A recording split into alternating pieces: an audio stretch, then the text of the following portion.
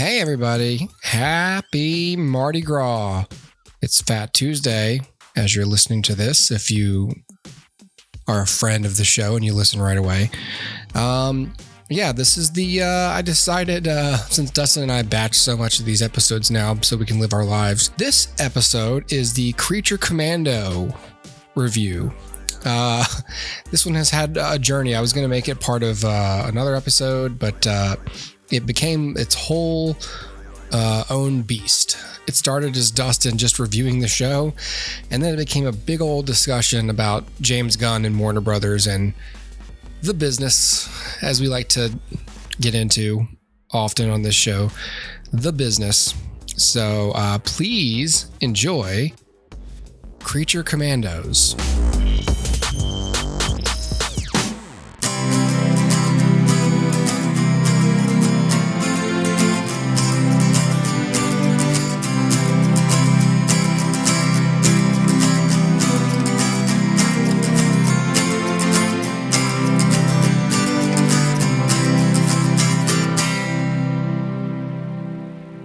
I want to hear. I was gonna say I want to hear about Creature Commandos. For the first time, I should say we're gonna talk about Creature Commandos because I don't know if I'm interested or not.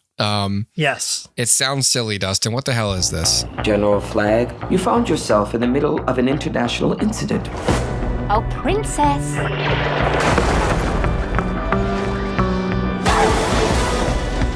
The United States is in the business of saving the damn world by any means necessary.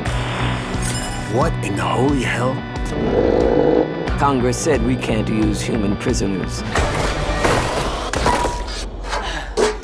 These assholes aren't human. Who is she? We call her the Bride. I was born here. Who's Jason and the Argonauts? That's Dr. Phosphorus. Why are you doing this? It's business. What is that thing? The Weasel. We know it has what it takes to survive. That's Nina Mazursky. Daddy? Last one is G.I. Robot. Cheers to the Tin Man.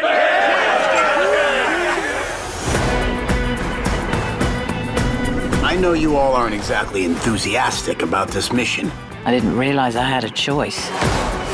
You said you wanted me to be a hero. Not like that. Until we find out the truth of what's going on here. We're supposed to be on the same damn team. G.I. Friend Nina. Shish kebab.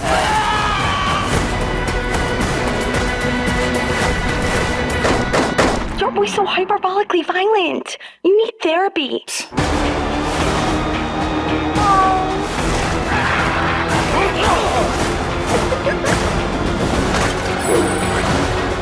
You wanted monsters, you got monsters.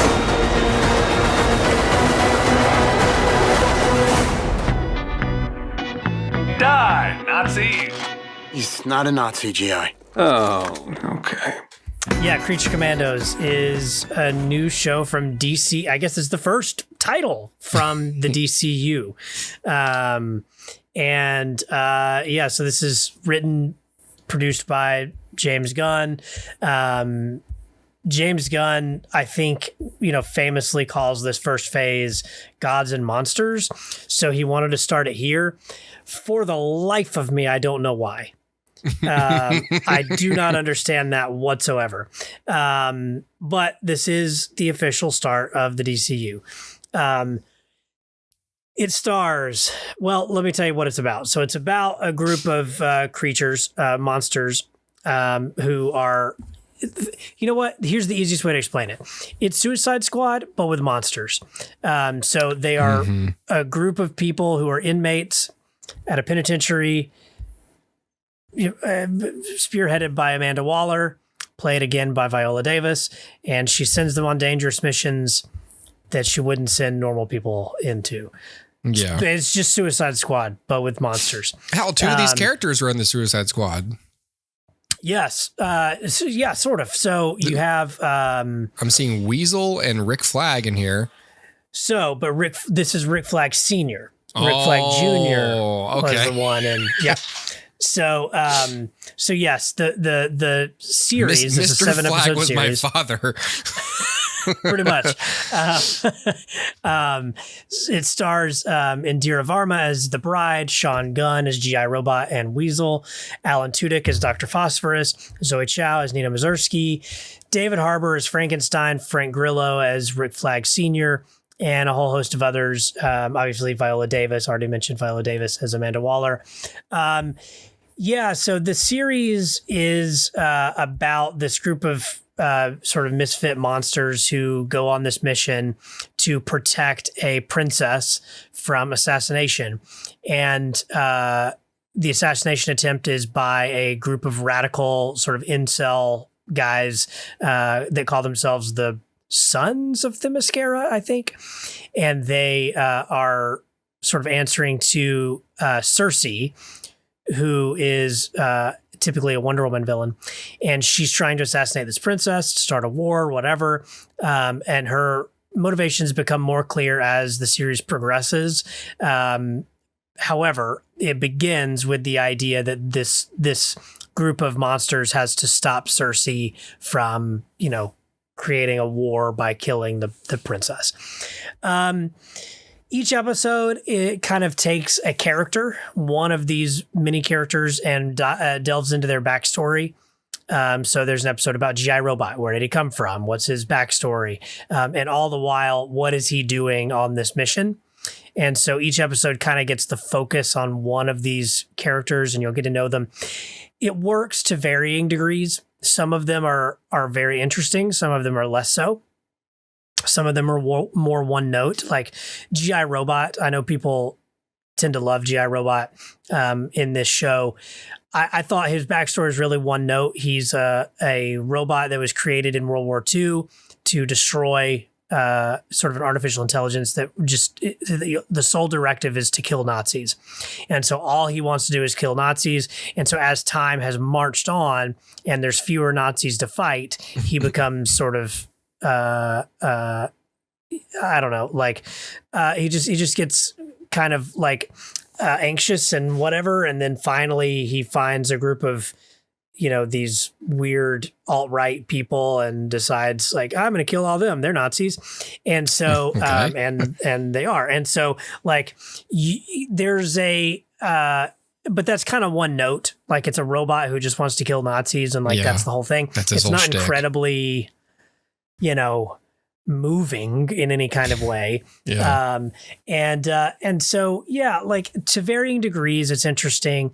The series is notable again, because it kicks off the DCU and it also gives us the first look at some of these characters. So famously, James Gunn has mentioned that these characters may eventually appear in live action, and that the whole thing of the DCU is no matter what medium the story is being told in, it can always be adapted into another medium. So in this case, it's animation, but these characters may show up in live action, in which case they'd be played by their voice actor. So the voice actors have been picked so that they would not only sound like the characters they're playing, but the characters have been then sort of designed to look like the actors and actresses so that can happen. And so they may pop up here and there. I mean, maybe this will become more consequential as time moves on. But the series shows our first look at some of the other DC heroes. It features David Cornsweet's Superman in a very brief cameo. It features Batman in a very brief cameo. So you see what the DCU Batman might be like. Obviously, James Gunn was very meticulous. Like, I don't want to reveal too much or confirm too much. Like, I don't want to take the job out of the director's hands and show, like, this is what the suit will look like. Did Batman appears. Does Batman have a speaking role? Yeah. No. Okay. He does not. Neither does, and Superman doesn't either, but he is modeled after David Cornsweet. Sure. And so you also see Wonder Woman, you see Starfire, you see a whole bunch of other superheroes that may eventually pop up in live action somewhere. Obviously, because I've already mentioned Themyscira and Circe, this is already a world in which Themyscira is known to the general public. So Wonder Woman must be around somewhere. So we're jumping into a world that exists, not a world of origin stories, save for, I guess, these creatures who each get an origin story. And, you know, that's fine. It's interesting because after watching 7 episodes of this, I don't really have a clear indication of what this world looks like or is, or how it's cohesive to have Superman and Batman in the same world, or really and truly how you have Batman in a world with any of these monsters, where like Batman's in a world where Frankenstein exists. You know what I mean? Yeah. Like it's not a Mary Shelley novel. He legitimately exists. Victor Frankenstein legitimately created a Frankenstein monster. So it's weird. Like, I don't know how I feel about this. Again, in a million years, if you asked me to create a phase 1 of a DCU, not a one of these characters would have appeared. These are so low level, but this is exactly what James Gunn does. He comes in, he takes characters you've never heard of, or only vaguely heard of, elevates them into something, makes a ragtag team of misfits do a thing. You're supposed to love all of them. It's very James Gunny, but is it good? No, it felt like homework. You know, you've used that term before. Yeah. It feels like homework. I'm watching this because this kicks off the DCU. If this was unrelated, I probably would have skipped it. Yeah. Or at least watched an episode and said, not for me. Because it's hard to square, like, I don't know. I think I'm particular in my depiction of DC's universe. It's hard to imagine that these things that are ultra violent are happening in a world where Superman exists. Right. You know, it's sort of the thing with like the Penguin, where you start to question, like, why is it Batman showing up in this? Yeah. It's the same sort of thing. At a certain point, you start to wonder, why are none of the other heroes concerned with what's happening here? And there's that. There's also the confusion of this series directly references James Gunn's Suicide Squad film. Directly referencing Rick Flag's son and what happens to him in that film.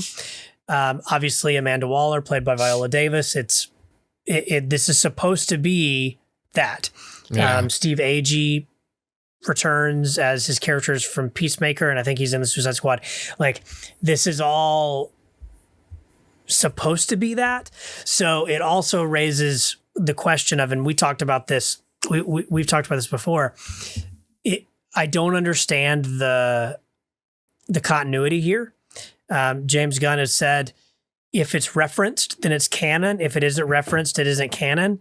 That's a really backwards approach, because it means I don't know what, like, I have to divorce myself of all the things I know, but then remarry them when asked to. It's a very weird thing. And I don't know why you would approach it that way, other than that James Gunn created some things he's proud of and he doesn't want to let them go. Yeah. If it were me, I'd want the same thing. I'm not knocking him. Like, I put in all that work to write the Suicide Squad and however many episodes of Peacemaker. Like, yeah, I want all that referenced. But at the same time, it's making it really difficult for the general audience to jump in and feel like they know what's happening. Yeah. I haven't seen Peacemaker and I haven't seen the Suicide Squad.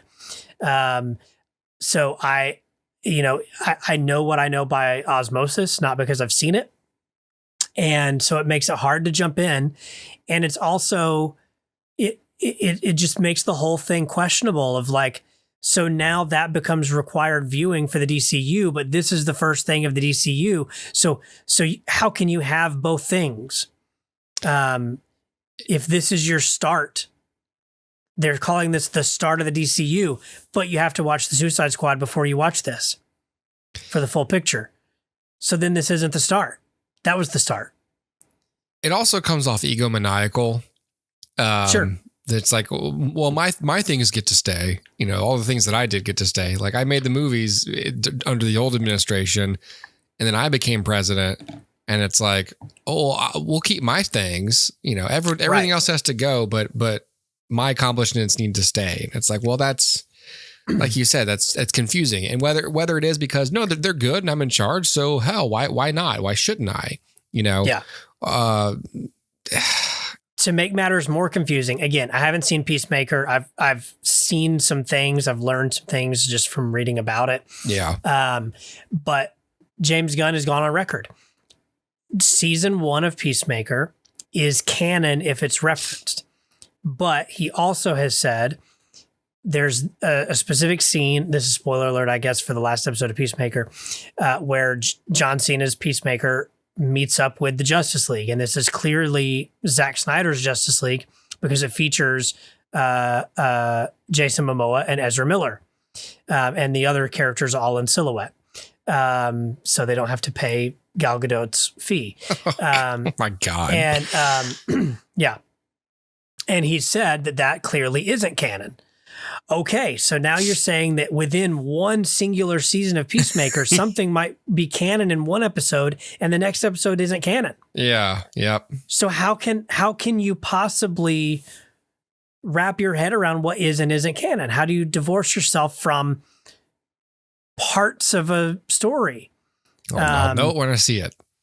Right.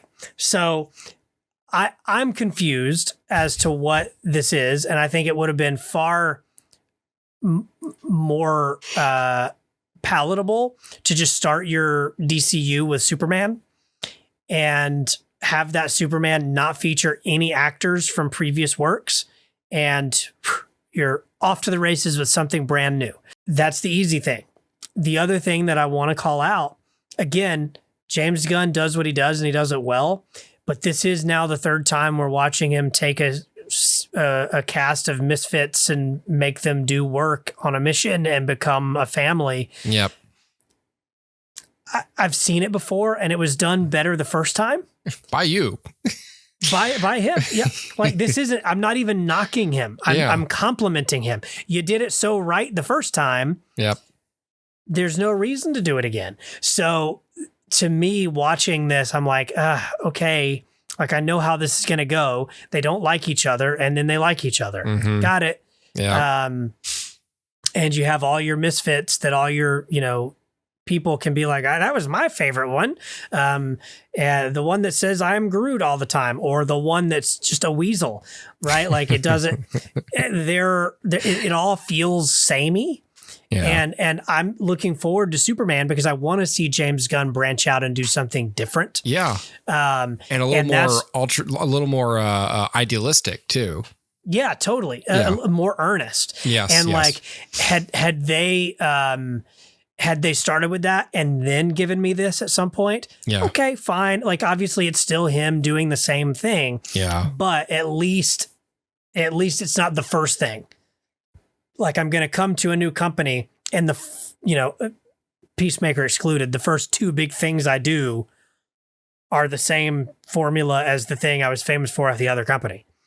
And I think it's just time to see him do something different. And I love James Gunn. I think he's talented. Yeah. And I think that, what he does is unique to him. And that's a hard thing as a director to have a sort of a style that you're known for. He's known for a style and he tries to replicate it here. It didn't work for me as well as it did with Guardians. They tried the needle drops. They tried all the irreverent comedy and it just didn't quite land. So right now it's inconsequential to the DCU. There's no reason to watch it. And I would wager that Superman isn't going to reference this at all. And I think that it would be a while before we see any of these characters referenced again. Maybe Dr. Phosphorus will pop up in a Batman something. Or Cersei will pop up in a Wonder Woman something. This is possible. but I just don't see a world where Frankenstein and the Bride pop up in Justice League or pop up in Lanterns. I just don't see that happening. Yeah. So it feels to me like it's going to be inconsequential. So, I also, there's all the stuff with, Amanda Waller and all that she does, Task Force X, Argus, whatever it is, whatever you want to call it,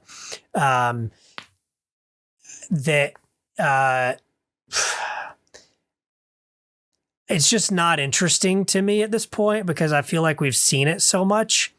And I'm ready for a new, something new. Mm-hmm. And this would have been a great opportunity to do something new.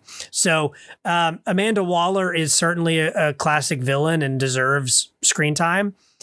She's in everything, man. Like she's a prominent character in everything these days. And I just don't see why she should be that prominent. So it's time for something new. This wasn't the chapter 1 of the DCU that I wanted because it didn't give me that DC feeling. We can talk a lot about how DC and Marvel are different. Marvel's more scientific, DC's more mythic. You can talk about all these things, but one thing that they have in common is that they should, to some degree, appeal to children, should appeal to young adults, and should, be optimistic in some way. Like the thing about it is, like, I forget who said this, maybe Jeff Johns over on the DC side, who said something like, to me, Batman has to be optimistic because why else would he be doing what he's doing if he didn't think he was making a difference? Right. And that speaks volumes, that these have to be optimistic. You can have your cynical Guardians of the Galaxy, but only because it's balanced by something optimistic, which is, Steve Rogers or whatever. It's balanced by something that deals with like, hey, we're making a difference. To start with this, it just immediately tips the scales in the cynical for DC, and that's not where we wanted to go. That's where Zack Snyder was, and we wanted something new. So between the Suicide Squad, Peacemaker, and this, the DCU is looking a little too cynical for me, a little too irreverent, and a little too adult. And I think somebody on Threads or something asked James Gunn, like, is Superman going to be for kids? Like everything you've released so far is for adults. And he says, we have plenty in the pipeline that's, family oriented. And I'm like, yeah, I'm not saying that's all that you should have, because obviously like Deadpool and Wolverine was a massive success. Right. But we have to remember that these stories are stories that should be tales of morality told to children. Right. And even if they're dark, even if they're violent, the point remains that we're trying to teach something about morality through these characters. And it doesn't have to be ham-fisted and it doesn't have to be preachy, but even Iron Man, as irreverent as he often is, was telling us something about morality.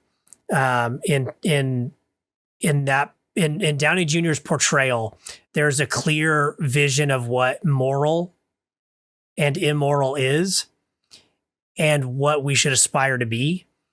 And I think that that's the nature of superhero literature, if you want to call it literature, is it should be aspirational. And I'm not seeing any aspirations here. So for me, this is not where I wanted the DCU to start. And so, yeah, again, is it a bad show on its own? I guess maybe not, but it's been done better before. So it's just kind of, it doesn't matter. You know what I mean? Like if you were to say, I'm really interested in this type of story. Okay, go watch Guardians. Or I really want to see a story about monsters. Okay, I don't know, go watch Nosferatu. You know what I mean? Like go do something else. This isn't it. Or if you're like, I really want to see a superhero thing where I learn how to be a better person. Yeah, I don't think this is it. I just don't think this is it. And that sucks because, like, again, DC, like they both should be, DC and Marvel should both be that. But DC to me is way more amplified in the aspirational. Yeah. Yes. And you to start here was a mistake. So that's where I'm at with this. And it sucks, but there you go. So first review for DCU, not feeling it. Mm-hmm. Having said that, I do want to throw in there, I think the Penguin is DCU. So I do like the Penguin. Mm-hmm. And Superman, the story of Christopher Reeve, is a DCU release. I was positive on that. So there's that. But it's a doc. So yeah, there you go. I don't know.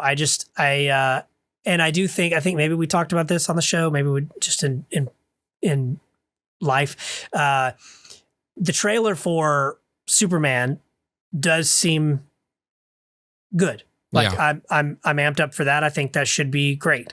So I'm not out on the DCU by any means. But as a fan, as somebody who's a huge fan of Superman, Batman, those characters, look at the wall behind me. I didn't find this to be I didn't think this scratched the itch that I had for like DC's grand return. So here's hoping Superman does that. But if you're on the fence about whether or not to watch Creature Commandos on Max, I'd say if you're like me and you're just interested, just regardless of what I'm saying to you right now with my lips, you're going to check this out.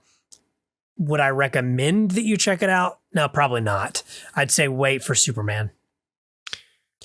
And that's where we are. Isn't that a documentary as well? Waiting for Superman? Wait, it is. Yeah. You're right. About schools or not something? Not released by DCU. Yeah, right. Yep. I think they're probably still waiting on them. So yeah, we'll see. We'll see with time, but you're right. Like it's not the right foot to get off on if you want your brand to be a specific thing, or if it's well positioned to be a specific way, and they're totally not taking advantage of one thing that makes them very distinct from Marvel. Like I expect Marvel to address more like socio-political stuff, like more granular things, because they can be more plugged into like pop culture and stuff and like, cultural movements. And whereas DC is like, you're right. Like they're like morality tales. Like it's kind of like, well, no matter what's going on in the world, like here's values, and Marvel would be more likely to like somehow indirectly address like Black Lives Matter or like, Palestine somehow, you know what I mean? Well, and partially that's because Marvel utilizes real world locations. Right. DC typically does not. Right. Gotham, Metropolis, Central City, all of these, but even down to like, countries, like they'll make up countries. Yeah. There's like massive, so they're sort of analogs, right? It's like, trouble in the Middle East, and they'll name two countries, and it's completely, Pakistan and, whatever. And like whatever it is, just something made up. Right. Yes. That's a DC thing. Yeah. And you can take things that are happening and you can manufacture whatever social climate you need for each movie. Yeah. The way you would write a screenplay, like, hey, this is my story, and in this story, this is happening. Whereas Marvel could do that, but it makes more sense for them to sort of read the room in current culture and kind of follow that, because that's what's going to be interesting to the audience. Yeah. Like, there's plenty of stuff that's wrong right now, but like, I'm trying to think of like a crisis that was happening and like, like I don't know, like the gas crisis, let's say, like in the 70s. Like if they were to suddenly make a movie about that, you'd be like, that's kind of weird. Why the gas crisis? Yeah, right. Right. what? But you make it about authoritarian, leaders or civil rights or land grabs, like stuff like that, stuff that's happening now. It's like, oh, cool. We know what this is. It's fresh on our minds. Please show us a way out of this. Like how inspire us to get through this or to survive this. Yep. And DC can just be like, this movie's about an earthquake that happens. And you're like, okay, earthquakes. Great.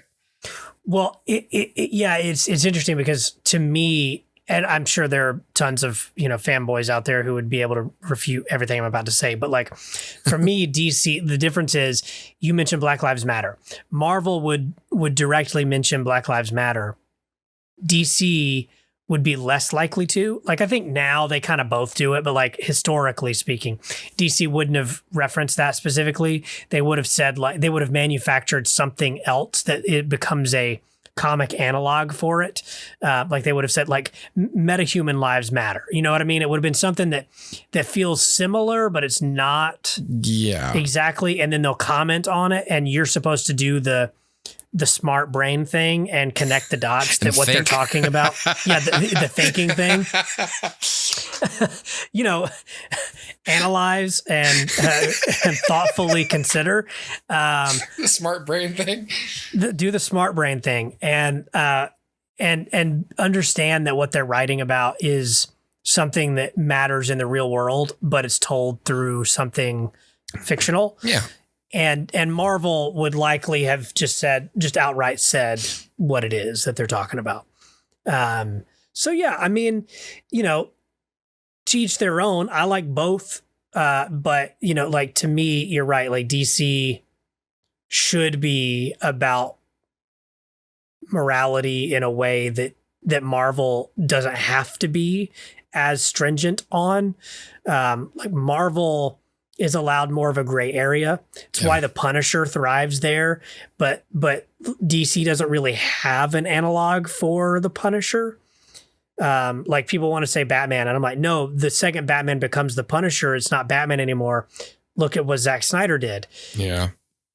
But the Punisher can thrive at Marvel, and that's I think a testament to Marvel living in a gray area that DC doesn't.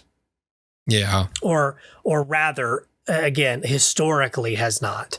Yeah. I think both companies are becoming very samey at this point because they're trying to be one another. But historically speaking, Stan Lee would have been more about that than the folks at DC. Competing for market share. And in competing for market share, they're just switching places.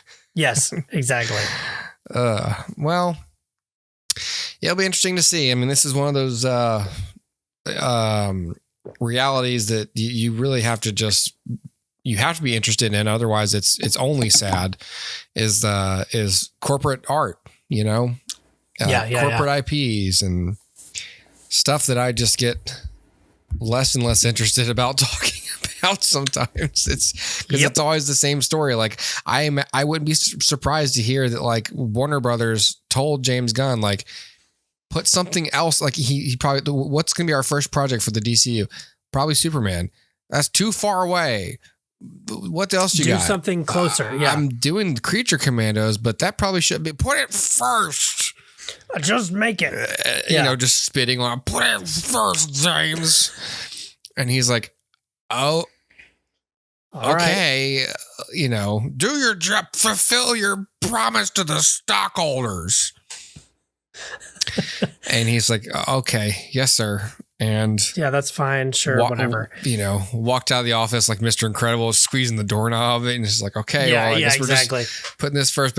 But one, if that's what happened, that's sad. Because it's like, imagine trying to create a world under those conditions, change it, put the much less interesting thing first and make sure it's confusing. And it's just, whatever. So he's getting a better shot at being Kevin Feige over there than anyone has before. So I do think he has more creative control than we think he does. Yeah. But at the same time, But at the same time, it makes perfect sense that somebody's over him with the checkbook going, hold on, we owe this to the shareholders. We owe this to whoever has a vested interest in Frankenstein or whatever. It's my son's favorite story. Make it happen, James. And like that certainly still happens. Sure. Yeah. But I do think had James put his foot down, he probably could have squashed it. But I just don't think he will. And that's fine. Like, again, this is right up his alley. Mm-hmm. It's misfit characters who become a family. That's 100% what he loves. So if he's tasked with it, why not just do it? But I do think if it were me, I'd say, hold on. Right out of the gate, our very first thing shouldn't be on TV. It should be a movie at the theaters that you go to see that's an event. Yeah. It shouldn't be this thing that comes and goes. And anytime I mention Creature Commandos, people are like, what is that? Who? Yeah. And I'm like, yeah, no one knows what this is. Yeah. And it's the first thing from the DCU, which is why I think it's going to be forgotten. And that includes me. I said that on this show. I've said that on the air with you. Like, what? Who is? What is this? Yeah. Yeah. Yep. So I don't know what this shit is. And I'm plugged in. I'm plugged into the zeitgeist, baby. Well, I'm super into DC, right? But these characters, G.I. Robot, I don't know who that is.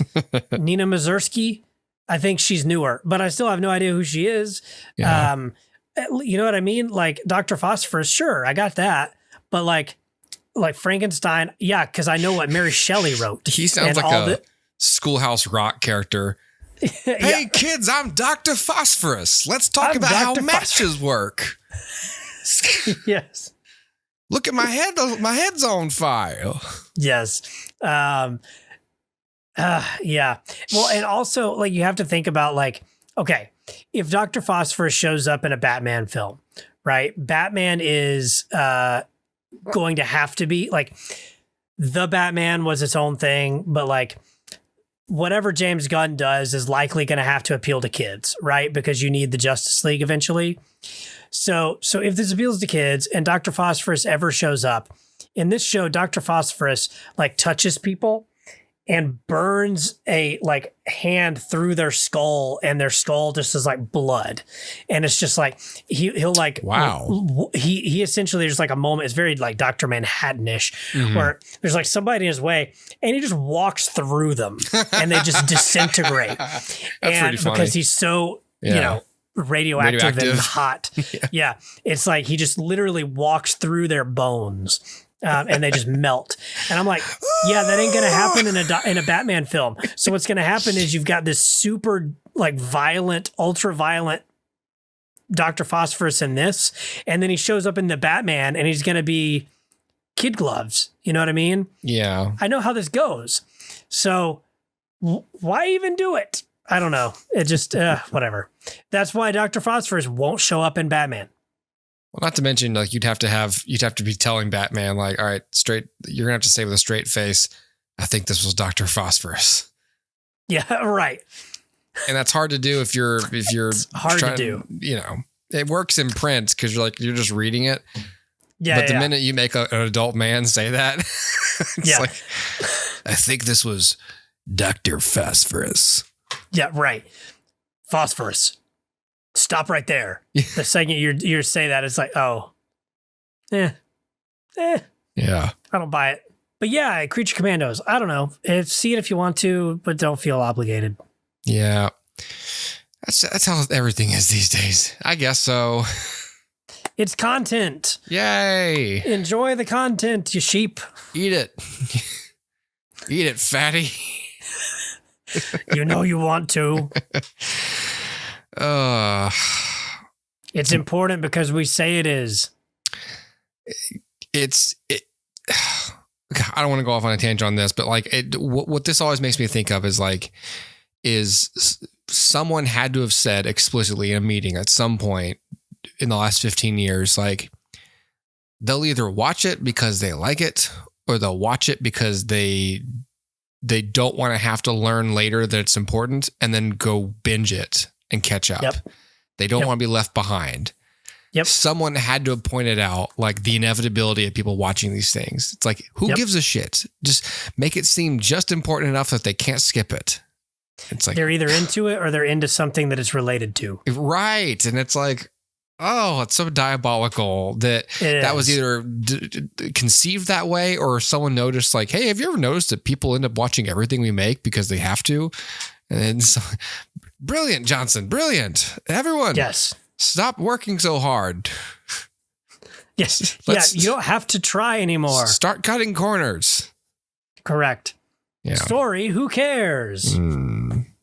Character, what's that? No. I just want to be clear. My problem with Creature Commandos is not story or character. It's repetition. It's tonal. It's why. And it's sameness. Story and characters are fine. Yeah. Yeah. All right. That's going to be it. Bye-bye. Bye-bye. Enjoy your lives. Enjoy your deaths. No. No, Dr. Phosphorus. Dr. Phosphorus. He says, talk to the hand. No.